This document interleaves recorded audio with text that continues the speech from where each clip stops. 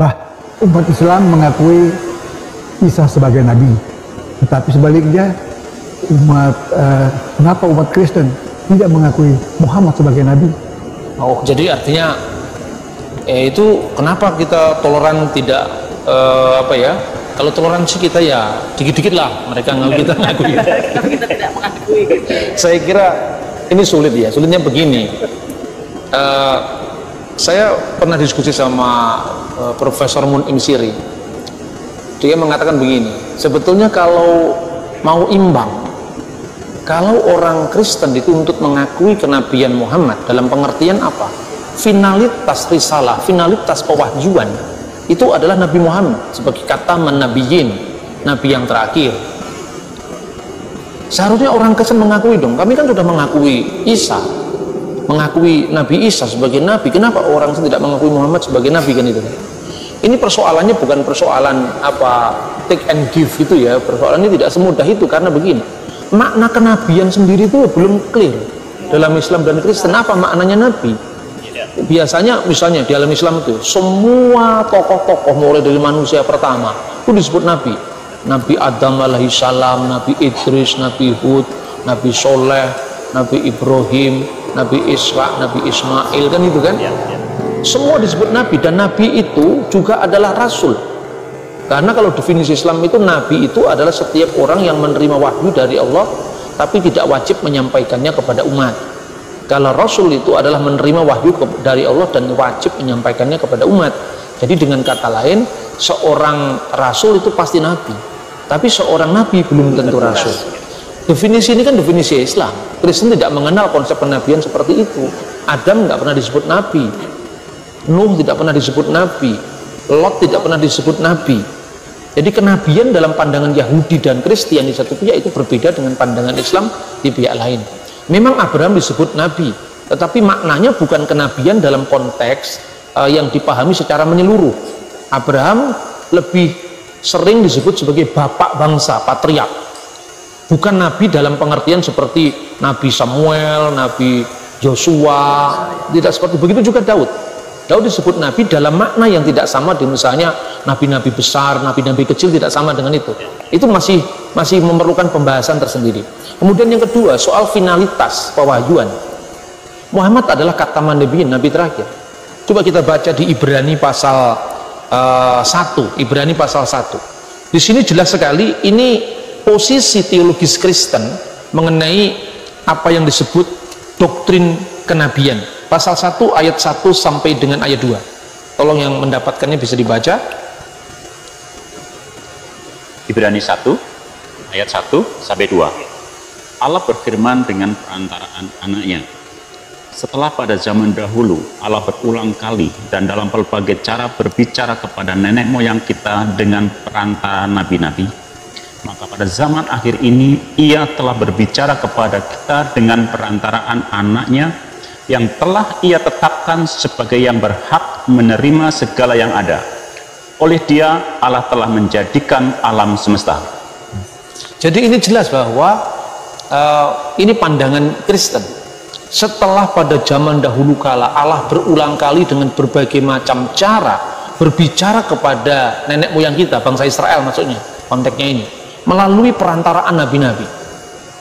Maka pada zaman akhir, akhirit hayamim bahasa Ibraninya, Dia telah berbicara kepada kita dengan perantaraan anaknya. Jadi Yesus Kristus itu finalitas pewahyuan. Tidak bisa kita menghadirkan nabi lain lagi. Sama dengan Islam, Muhammad itu finalitas pewahyuan. Setelah Muhammad nggak ada nabi lagi, makanya Ahmadiyah dikejar-kejar. Meskipun makna kenabian yang disampaikan Ahmadiyah itu beda gitu loh. Tapi kalau nabi-nabi sebelum Muhammad tidak jadi masalah, asalkan semua visi teologisnya itu sama dengan yang dibawa oleh Muhammad. Itu saya kira nggak sulit. Justru gara-gara pemahaman yang memaksakan seperti ini, maka lahirlah kesalahpahaman. Karena orang menilai kekristenan dari sudut pandang teologi Islam.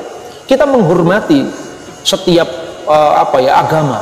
Karena itu ketika kita memahami Muhammad adalah nabi, bahkan kadang-kadang kita menyebut Nabi Muhammad, itu bukan nabi dalam konteks biblical prophet, tapi nabi dalam konteks Islam sendiri. Maka kalau saya katakan, apakah saya mengakui Muhammad sebagai nabi? Ya, saya mengakui Muhammad sebagai nabi. Nabinya umat Islam, bukan nabi kita. Sama seperti orang Kristen mengatakan Siddhartha Gautama adalah Buddha dalam pemahaman Buddhisme, bukan dalam pemahaman kita, karena di kekristenan tidak ada istilah Buddha, dan di kekristenan tidak ada istilah nabi sekalipun dalam pemahaman yang dikembangkan oleh Islam tadi, sekalipun itu dianggap sebagai kontinuitas pewahyuan. Tetapi bagi kita Yesus itu final. Ini bukan soal toleransi, ini soal apa, sikap teologis yang tidak bisa dipaksakan. Makanya di dalam Islam itu dikembangkan studi yang cukup menarik, ya. Misalnya Buya Hamka sampai-sampai mengakui bahwa Siddhartha Gautama itu nabi. Dia beristihad lah istilahnya, karena Nabi Zulkifli itu kan dalam Islam ada, tapi kan deskripsi historisnya kan tidak lengkap. Maka Zulkifli itu menurut tafsirnya Buya Hamka itu Zul dari kafilah Wasto, yang artinya Siddhartha Gautama. Bagi Islam ini kelihatannya bisa merangkum semua agama. Tetapi apa ya, Buddha mau disebut bahwa Buddha itu adalah Zulkifli? Kan nggak mau juga kan? Persoalannya seperti itu. Jadi ini sulit dalam pengertian teologis, tapi tidak akan membuat kita tidak menghormati orang Islam, tidak menghormati orang Buddha. Posisi teologis kita harus harus jelas. Kemudian pada ayat 2 ini kan dikatakan, pada zaman yang terakhir ini atau pada zaman akhir ini ia telah berbicara kepada kita melalui anaknya.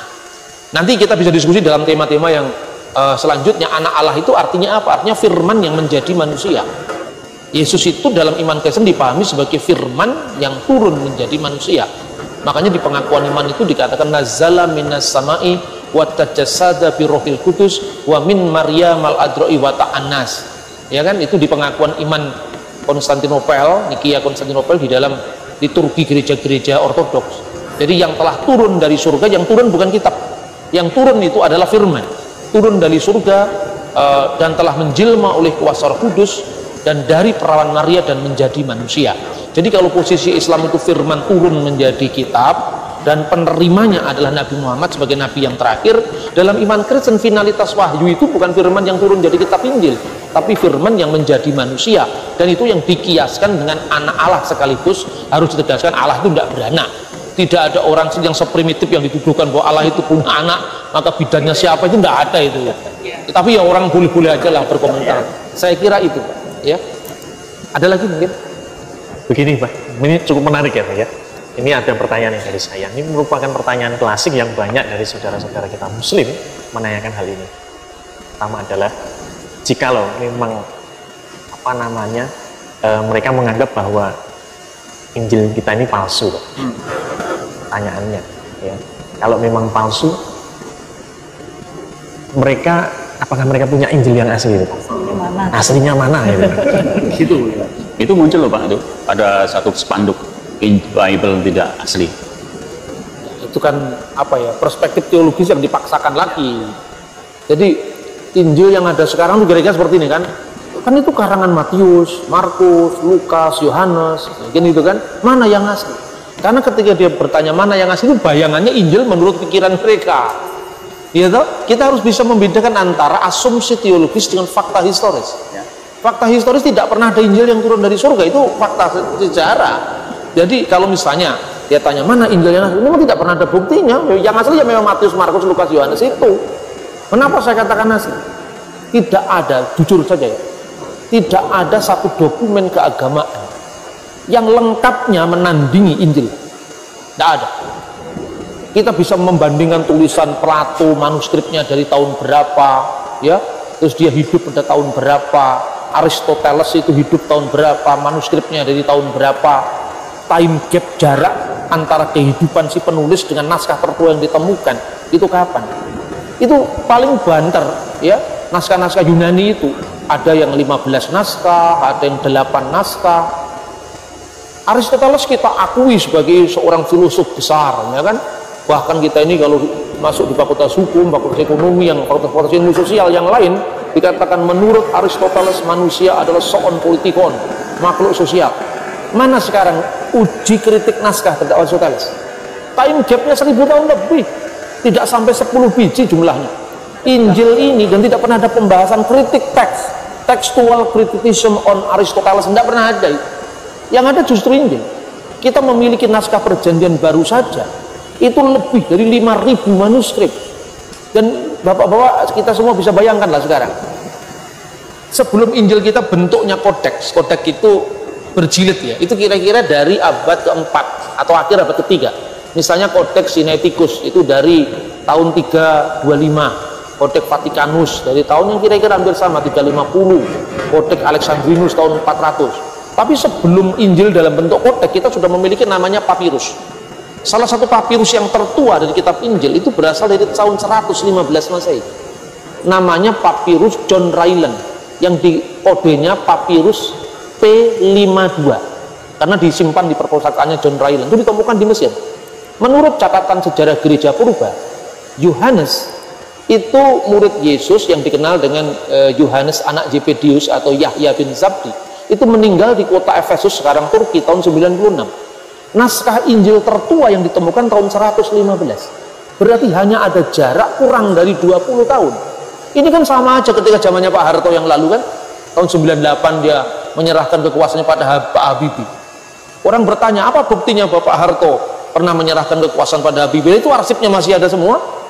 18 tahun itu kan bukan waktu yang lama, ini waktu yang dekat. Ini ada naskahnya berusia 18 tahun. Jadi ini naskah-naskah Injil terkuno yang bisa kita miliki. Kemudian P52 lalu P66 itu kira-kira dari tahun 120-an atau 125 Masehi. Berjarak kurang dari 30 tahun. Perjanjian baru yang lain ada yang lebih tua lagi. Menurut uji karbon dari Profesor Kim, dia seorang ahli papirus ya. Dia meneliti dari hasil uji karbon itu kira-kira baru tahun 2000-an beliau lakukan itu, di bawah tahun 2000. Dia lakukan itu, dia mengatakan bahwa ada naskah yang namanya P46, itu isinya 10 surat-surat Paulus. Itu berasal dari tahun 85 Masehi. Nah, kalau kita belajar selama ini misalnya dengan Novum Testamentum Greek ya, edisi kritis kitab suci, itu baru ditentukan abadnya. Karena itu memakai hasil uji karbon di awal abad 20 atau 21 awal ini terbaru, hanya berjarak belasan tahun dari kehidupan Paulus. Sekarang udahlah, nggak usah ngomong Alkitab, nggak usah ngomong Quran, nggak usah ngomong Veda, nggak usah ngomong apa, ngomong sejarah saja. Kita lebih percaya dengan naskah negara Kertagama dari zamannya Empu Prapanca, naskah lontarnya ditemukan. Kenapa kita harus merujuk sebuah keyakinan yang tidak bisa diverifikasi? Tapi kalau bisa diverifikasi silakan itu. Maka sekarang ini dunia akademis Islam dan Kristen sekarang mengembangkan metode dalam penelaan teks. Kemudian ada juga terkait dengan pertanyaan Mas Yogi begini, di antara murid-murid Nabi Isa itu ada yang sama sekali tidak pernah ketemu dengan Nabi Isa sama sekali, itu kan ada yang seperti itu. Ya saya katakan terus Nabi Muhammad ketemunya kapan sama Nabi Isa? Iya toh?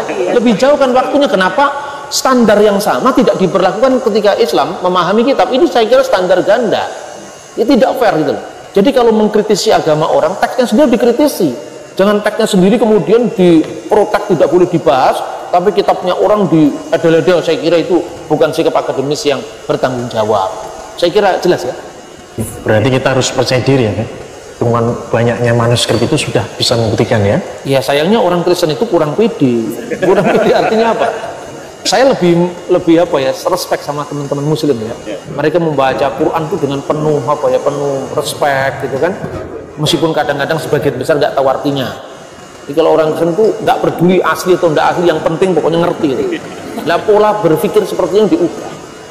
Nah, saya harus tegaskan itu supaya kita bisa membangun saling pengertian. Saya kira itu ada yang lain ya, satu lagi Pak. Mengenai Zukuf Ibrahim Pak, itu kan yang Zukuf Ibrahim yang berisi perumpamaan. Apakah ini sama dengan yang kita kenal sebagai The Testament of Abraham? Oh iya. Gimana Pak penjelasannya? Saya pernah beberapa tahun lalu ya membaca tulisannya, kalau tidak salah itu Profesor Gawam Raharjo. Dia menulis satu artikel di jurnal yang kemudian mencari eksistensi kitab-kitab yang disebutkan dalam keyakinan Islam. Ada Zukuf Ibrahim. Zukuf itu kata jamak dari Sahifah. Jadi sebelum diturunkan Taurat ini menurut perspektif Islam ya, nabi-nabi sebelum Musa itu diberi suhuf. Suhuf itu lembaran-lembaran yang mungkin kalau istilah sekarang belum terkodifikasi atau belum tematik, saya nggak tahu. Tapi itu kan pandangan teologis Islam. Kemudian setelah dunia dialog Islam Kristen Yahudi ini berkembang, atau dialog Yahudi Kristen Islam itu berkembang dengan sangat saat mereka mencari, paling tidak jangan-jangan sukuf Ibrahim yang disebutkan di dalam teks-teks Islam itu sama dengan The Testament of Abraham, kira-kira seperti itu. Menurut saya, ini sekali lagi ya, minta maaf saya harus katakan, kadang-kadang memang kita harus menegaskan posisi yang berbeda, karena bagi saya pribadi boleh kan berbeda, boleh kan, saya Kristen kok. Kalau saya tidak berbeda, saya Islam lah, gitu. Menurut saya rujukan tentang sukuf Ibrahim isinya perumpamaan itu kan muncul pada zaman Islam. Kalau tidak salah itu malah dalam hadis, kan? Ya, hadis itu ditulis tahun berapa? Katakanlah misalnya hadis itu memang benar-benar berasal dari Nabi Muhammad misalnya. Itu kan abad ke-7. Sementara Ibrahim itu hidup tahun 2000 sebelum Masehi. Bagaimana kita bisa membuktikan bahwa memang Ibrahim itu seperti itu kan itu? Bahasanya juga nggak nyambung. Zaman Ibrahim belum ada bahasa Arab, ya kan? Tetapi bahwa ada keserumpunan antara bahasa Ibrani, bahasa Aramaik dan bahasa Arab itu ya betul. Tapi itu kan bentuk modern. Seperti misalnya gini, bisa nggak kita membayangkan prasasti Kedukan Bukit di zaman Kerajaan Sriwijaya abad ke-7 dengan bahasa Melayu zamannya Siti Nurbaya dan bahasa Malaysia di zamannya Siti Nurhaliza? Tentu akan berbeda. Kita ini semua sering sakit ingatan. Kita tidak pernah membayangkan bahasa Melayu abad ke-7 itu seperti apa.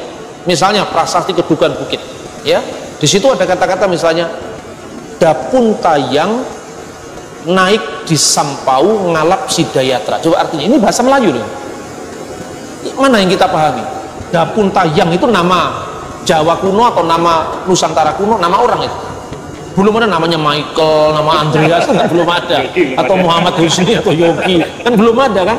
Terus naik di sampau, kata di bahasa Indonesia sekarang di, tapi maknanya lebih ke, menuju ke, tapi waktu itu di. Sampau itu sampan, seperti baharu, ya kan? Bahwa, misalnya. Sahaya, saya, itu kan perubahan-perubahan bunyi.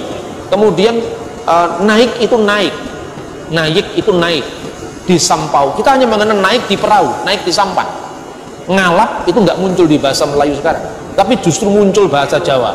Ngalap berkait Kiai Hasyim Asy'ari misalnya. Ngalap itu mengejar. Sidayatra itu bahasa Sanskerta. Kenapa kita bisa memahami itu? Karena waktu itu bahasa Melayu belum mendapat masukan dari bahasa Arab, belum mendapat masukan dari bahasa Portugis misalnya, belum mendapat masukan dari bahasa Inggris, ya kan?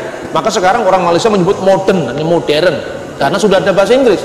Kosakata itu zaman Sriwijaya belum muncul gitu. Jadi ini problematik di dalam studi keagamaannya. Kadang-kadang kita berbicara tentang sebuah konsep teologis yang tidak selalu sejajar dengan fakta historis. Jadi terus terang secara pribadi saya tidak percaya bahwa pada zaman Fir'aun ada orang namanya Siti Masitoh, saya tidak percaya. Ceritanya mungkin saja terjadi, mujizat itu bisa terjadi kapan, tapi namanya pasti bukan Siti Masitoh. Belum ada bahasa Arab waktu itu. Tidak mungkin di zaman Nabi Yusuf di Mesir, kira-kira hidup pada masa dinasti dinasti 1600 sebelum Masehi, kira-kira seperti itu. Yang kira-kira ada nama orang Siti Juleha, saya kira nggak yakin. Karena nama-nama Mesir kuno waktu itu misalnya ya Ramses, Potifera, Akhenaton atau Akhenaten, ya. Karena Aton itu nama dewa. Tutankhamun, Amun itu nama dewa, gitu. Ramses, Ra, Mesi, Ra itu dewa matahari. Seperti nama-nama Hindu yang dinaturalisasi dari bahasa Indonesia, namanya Krishna. Setelah jadi Kristen, Krishna Setiawan, dibaptis Yohanes Krishna Setiawan. Orang tidak paham bahwa ini memerlukan perjalanan waktu yang sangat panjang. Terus kemudian yang disebut The Testament of Abraham itu sebuah buku pseudograf, itu buku apokrif lah, yang muncul di abad kedua setelah Masehi. Ya abad pertama setelah Masehi. Isinya kira-kira apa? Di sana digambarkan misalnya visi Abraham jalan-jalan ke surga. Itu tidak ada dalam Alkitab. Terus di sana dia ketika di surga dia melihat anan kafot, awan kemuliaan, itu bahasa Arab amuda denura, cahaya kemuliaan. Nah kemudian Abraham itu menerima orang-orang dalam pangkuannya. Makanya mungkin saja kisah-kisah ini memang didasarkan atas pemahaman Yahudi secara menyeluruh. Makanya di dalam Injil Lukas dikenal namanya pangkuan Abraham. Tapi tidak berarti bahwa naskah ini yang dikutip oleh Injil Lukas, karena baik Lukas maupun penulis Testamen Abraham itu memiliki Hebraic root atau cultural background yang sama. Jadi misalnya seperti itu. Dengan demikian maka terlalu jauh untuk menyamakan antara Testamen Abraham dengan sukuf Ibrahim. Meskipun Pak Dawam pernah menulis itu kalau tidak salah, dan itu menarik saja, tetapi artinya mesti ada banyak pembuktian yang dilakukan dulu, apalagi istilah sukuf itu apa dikenal di dalam konteks Yahudi Kristen. Mungkin sefer, kalau sefer itu kitab.